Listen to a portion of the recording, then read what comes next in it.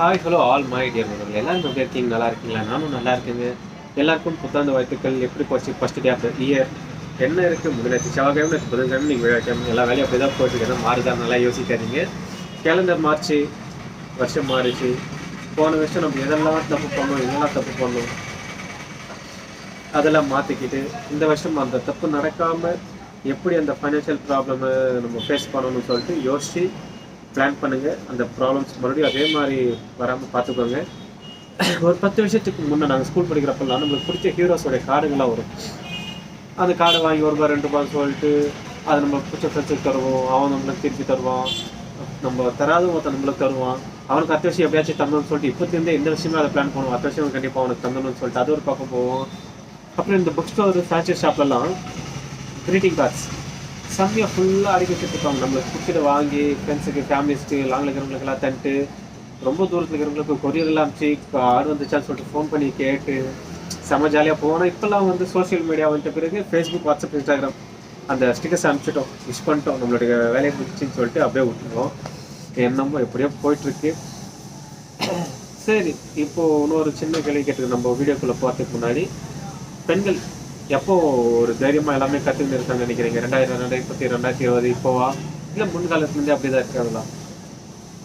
4 விஷயத்தை தெரிஞ்சுக்கிறாங்க, தைரியமாக போயிட்டு வராங்கன்னு சொல்லிட்டு இப்போதானோ? இல்லைங்க. நான் இப்போ லாஸ்ட் வீடியோவில் சொல்லியிருப்பேன் யாரை பற்றி பேச போகிறது. வேமங்க வேலு நாச்சியார்.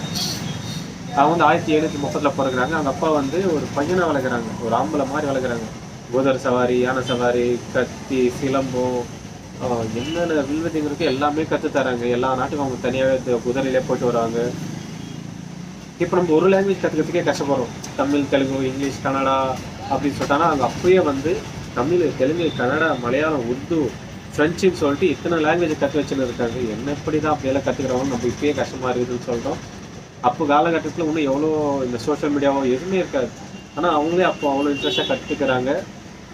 ஒருவேளை சோஷியல் மீடியா இல்லாததுனால தான் அவ்வளோ இன்ட்ரெஸ்ட்டாக கற்றுக்கிறாங்களோ தெரியல. சரி, விட்டுடலாம். சரி, வாங்க வீடியோக்குள்ளே போகலாம், அவளை பற்றி தெரிஞ்சுக்கலாம். ஷார்ட் ஸ்டோரி தான் சொல்ல போகிறேன்.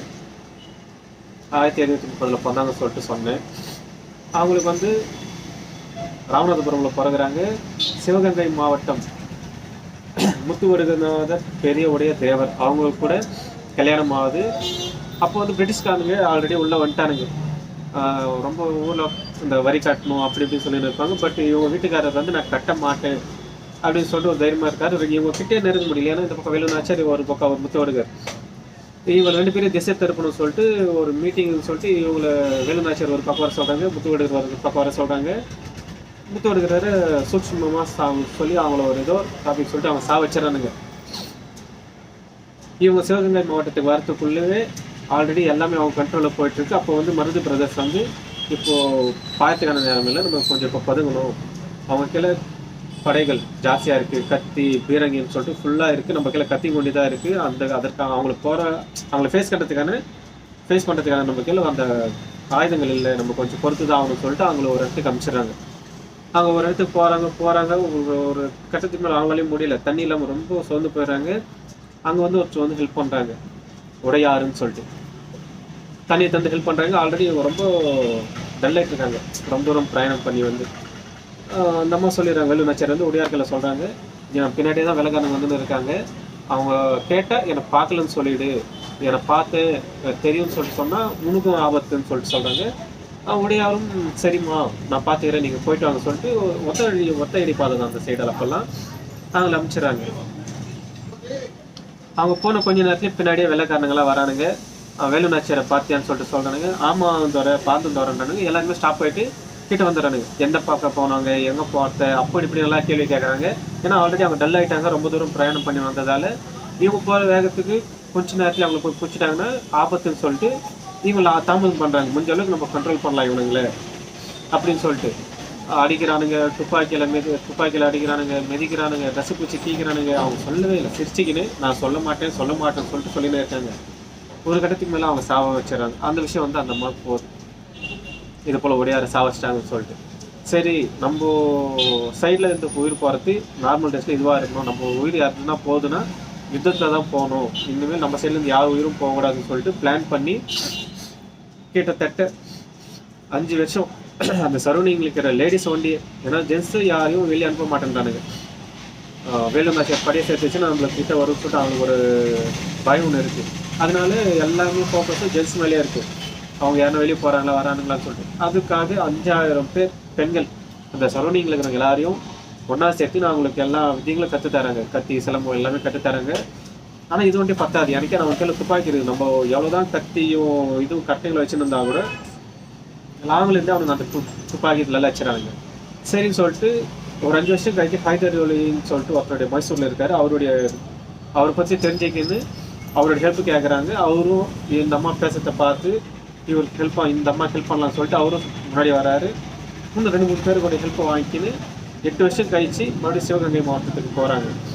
ஏன்னா சிவகங்கை மாவட்டத்துக்கு அங்கேருந்து வரத்துக்கு முன்னாடி என்ன நடந்துச்சுன்னா ஒரு சபதம் ஒன்று எடுக்கிறாங்க.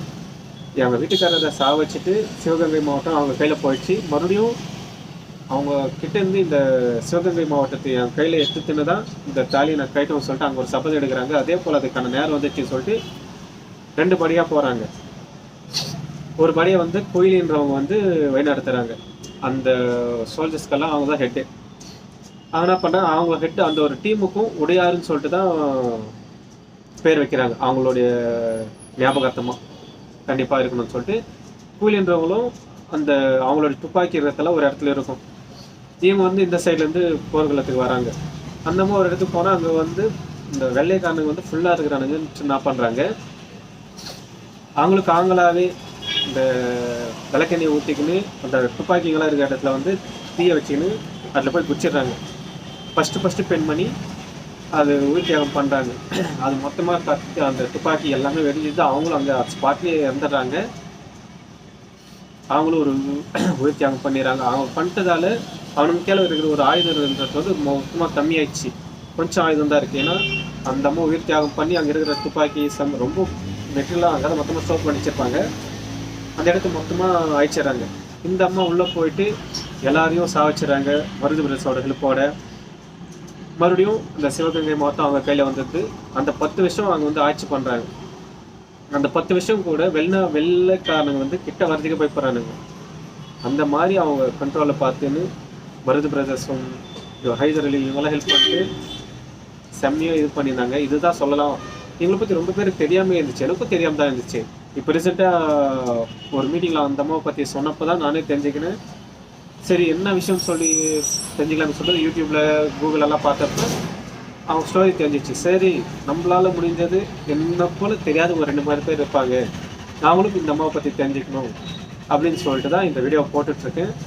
கண்டிப்பாக ரொம்ப பேருக்கு தெரிஞ்சிருக்கும், ரொம்ப கம்மி பேருக்கு தெரியாமல் இருக்கும். அவங்க தெரிஞ்சுக்கோங்க. தெரியாதவங்களுக்கு ஷேர் பண்ணுங்கள். வீடியோ ஃபுல்லாக வேணும்னா நம்மளுக்கு எல்லா இடத்துலையுமே கிடைக்கும். ஏதோ படம் எடுக்கிறாங்க. இது போல் இவங்கள போல் ஒரு வீரமங்கை எங்களுக்காக ஒரு படம் வந்துச்சுன்னா ரொம்ப நல்லா இருக்கும். அவங்க பிறந்த டேட்டை சொல்லலை. நாளைக்கு தான் ஜனவரி 3 அவங்க பிறந்த டேட்டு. நம்ம எதுக்கோ வைக்கிறோம். இந்தியா ஜெயிச்சுன்னா வைக்கிறோம், மெடலு அப்படி இப்படின்னு வைக்கிறோம். இவங்க நம்மளுக்காக போராடினவங்க, ரொம்ப பேருக்கு தெரியாதவங்க. நாளைக்கு நம்மளால் முடிஞ்ச ஒரு ஸ்டேட்டஸ், அதனால ஒன்றும் மாறப்போதில்லை. தெரியாதவங்க தெரிஞ்சுக்கிட்டோம் அப்படி சொல்லிட்டு தான் நான் சொல்கிறேன். ஸ்டேட்டஸ் வச்சா அவங்கள பற்றி எல்லாமே தெரிஞ்சுப்பாங்களா, என்ன மாறிட்டு போகுதுன்னு நல்லா சொல்லாதீங்க. ஒரு சிலர் பற்றி ரொம்ப பேருக்கு தெரியாமே இருக்குது. அதனால தான் ஸ்டேட்டஸ் வச்சிங்கன்னா யாருன்னு சொல்லிட்டு ஒருத்தர் கேட்பாங்க. அவங்கள போய்ட்டு கூகுள் நம்மளை கேட்கலனாலும் கூகுளில் போய் சர்ச் பண்ணுறாங்களோ, யூடியூப்பில் போய் சர்ச் பண்ணுறாங்களோ, சர்ச் பண்ணி தெரிஞ்சுக்கிட்டோம்.